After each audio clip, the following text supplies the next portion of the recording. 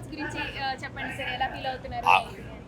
అది చాలా గర్వంగా ఫీల్ అవుతున్నానమ్మా. ఓకే, గద్దర్ ది లెజెండ్, ప్రజా వాగ్గేయకారుడు. ఆయన రాస్తాడు, ఆడతాడు, పాడతాడు. బ్రహ్మం ఒక్కటే, పరబ్రహ్మం ఒక్కటే అన్నమాచార్యులు లాంటి ప్రజా వాగ్గేయకారుడు గద్దర్. ఎవడబ్బ సొమ్మును కులుగుతున్నావు రామా అన్న రామదాసు లాంటి వాగ్గేయకారుడు గద్దర్. భారతదేశం భాగ్యసీమరాం, సకల సంపదలకు కొదువలేదురా, అంగట్లోన అన్నీ ఉన్న అల్లుడు నోట్లో శని ఉన్నట్లు, సకల సంపదల గల్ల దేశంలో దరిద్రమెట్టుందో నాయన అని ప్రశ్నించిన మహాప్రజా వాగ్గేయకారుడు Gaddar. Is a legend, is one of the best communicator in the world like Paul Robeson.